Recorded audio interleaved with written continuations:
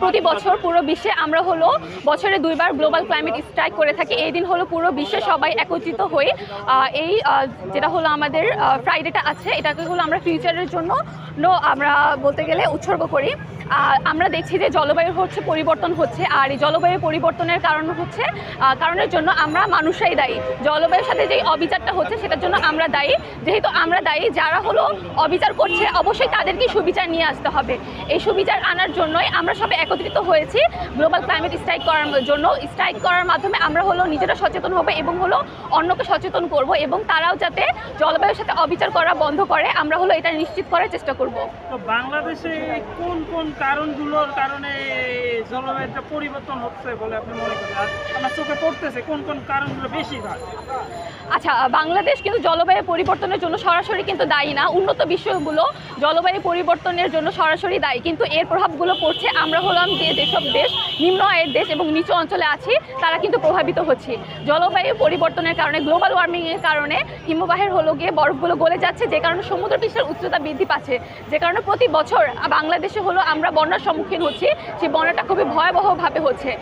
মূলত জলবায়ু পরিবর্তনের কারণে যে গ্লোবাল ওয়ার্মিংটা হচ্ছে, এটার কারণে প্রধানত বাংলাদেশ জলবায়ু পরিবর্তনের যে ভয়াবহ দিক আছে সেটার সম্মুখীন হচ্ছে। তো আমরা আরেকটা কথা জানতে চাচ্ছি যে আমাদের শহর অঞ্চলে যে অনেক হারে গাছ কাটা হচ্ছে এবং বিল্ডিংগুলোতে অধিক হারে সৌন্দর্য বৃদ্ধি করার জন্য গ্লাস লাগা হচ্ছে।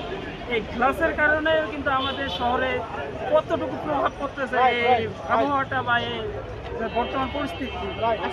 আমরা সবাই কিন্তু গ্রিন হাউসের কথা জানি। গ্রিন হাউসের ভিতরে কি হয় যে কাচের তৈরি একটা ঘর থাকে, সেই ঘরের ভিতরে যে তাপটা আসে সেই তাপটা বের হতে পারে না। তো আমরা যদি এরকম গণহারে গাছ কাটতে থাকি, এখানে তো তাপমাত্রাটা বাড়বেই।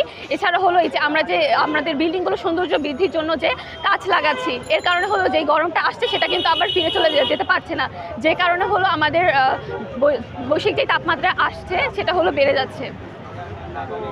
আমি আরেকটা প্রশ্ন আপনার কাছে জানতে চাচ্ছি যে আমাদের দেশটা যেহেতু একটু নিম্ন পর্যায়ের, তো আমাদের এই নিম্ন পর্যায়ের দেশকে একটু উপরের দিকে নিয়ে আসার জন্য এবং আমাদের জনগণকে জনসচেতন বাড়ার জন্য কি কি পদক্ষেপ নেওয়া যেতে পারে? জনসচেতনতা বৃদ্ধি করার জন্য আমি যদি ক্লাইমেট সেক্টর থেকে বলি, আমরা কি বিভিন্ন ক্যাম্পেইন করতে পারি, বিভিন্ন ওয়ার্কশপ করতে পারি, মানুষকে সচেতন করতে পারি। মানুষ যখন সচেতন হবে যখন তারা জানবে যে ক্লাইমেট পরিবর্তনের কারণে আমাদের বিভিন্ন সমস্যা হচ্ছে, আমরা স্বাস্থ্য, অর্থনীতি, ইনফ্রাস্ট্রাকচার সব দিক থেকে ক্ষতিগ্রস্ত হচ্ছে, মানুষ যখন এটা উপলব্ধি করতে পারবে তখন তারা নিজ থেকেই সচেতন হবে। বর্তমান উপদেষ্টা ডক্টর মোহাম্মদ ইউনূস তিনি আমাদের গর্ব। তো আমাদের গর্বর কাছে এই বিষয়ে আপনারা কি কি পদক্ষেপ পেশ করতে চাচ্ছেন এবং কি কি করলে ভালো হবে বলে আপনি মনে করেন?